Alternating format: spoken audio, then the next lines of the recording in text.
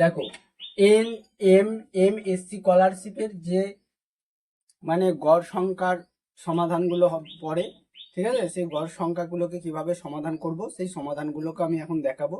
ঠিক আছে, চলো দেখো কি আছে অঙ্কটা।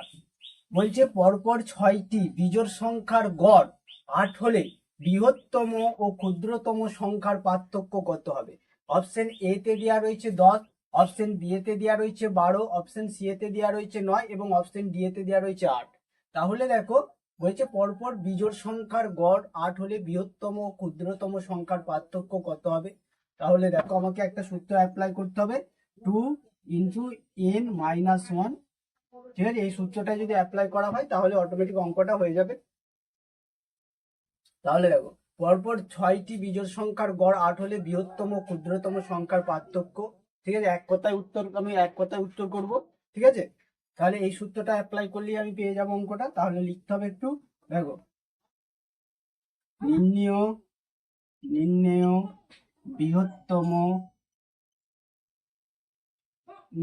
বৃহত্তম ও ক্ষুদ্রতম সংখ্যার পার্থক্য সমান, তাহলে কি লিখতে হবে, 2 ইন্টু n মাইনাস 1।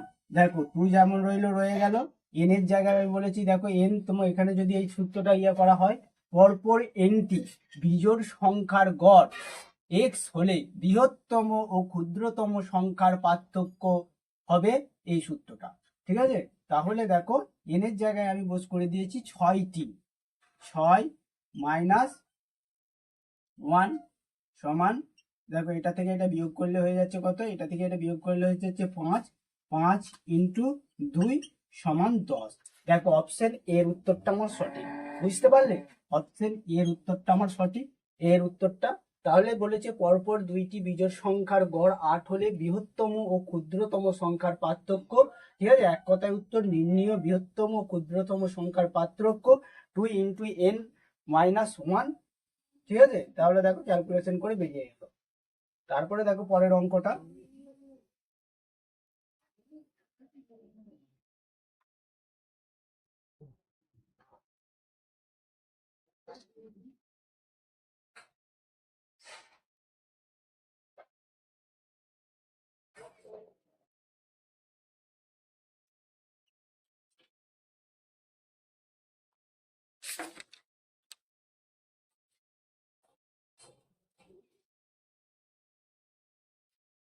দেখো পরপর 6টি জোড় সংখ্যার গড় 7 হলে, ঠিক আছে, পরপর হচ্ছে 6টি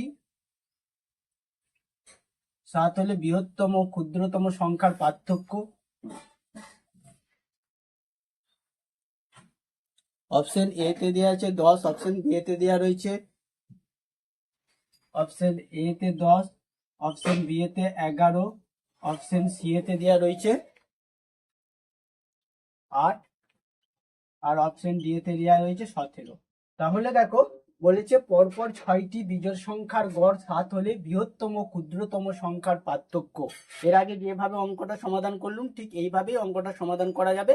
তাহলে দেখো পরপর বলেছে, তাহলে পরপর এনটি জোড় সংখ্যার গড় 7 হলে বৃহৎ, তো এখানে 7-এর জায়গায় x হবে, তার মানে এটা সূত্র, পরপর এই হচ্ছে এনটি জোড় সংখ্যার গড় x হলে বৃহত্তম ও ক্ষুদ্রতম সংখ্যার পার্থক্য হবে। তাহলে দেখো এ হচ্ছে 2 ইন্টু n মাইনাস 1, এইটা হচ্ছে সূত্র।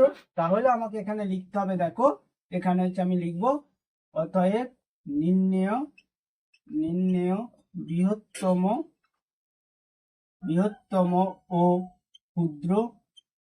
ক্ষুদ্রতম সংখ্যার পার্থক্য।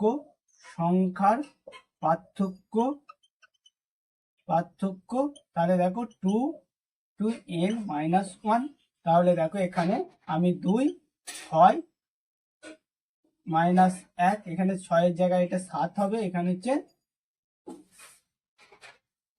6টি বলেছে, তাহলে এখানে 6 হবে। তাহলে দেখো এখানে 2 ইন্টু 5, 1 হচ্ছে 6 থেকে 1 বিয়োগ করলে 5 হচ্ছে। তাহলে দেখো 10।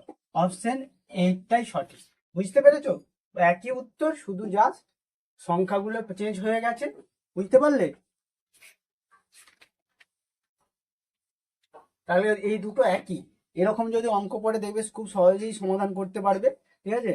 তাহলে দেখো সূত্রটা হচ্ছে, তাহলে কি সূত্রটা হচ্ছে 2 × n−1। এই সূত্রে ফেললে এই অঙ্কগুলো, এরকম ধরনের অঙ্ক যদি পরীক্ষায় আসে, এই সূত্রে ফেলে দেবে। তাহলে ফেলে দিয়ে অঙ্কগুলো খুব সহজে, এই যে 6টি এন, এইটা যদি এন হচ্ছে তম, মানে পরপর এন, এই যে এনটি জোড় সংখ্যার গড় 7 হলে বৃহত্তম ও ক্ষুদ্রতম সংখ্যার পার্থক্যের ফর্মুলা। বুঝতে পারলে? চলো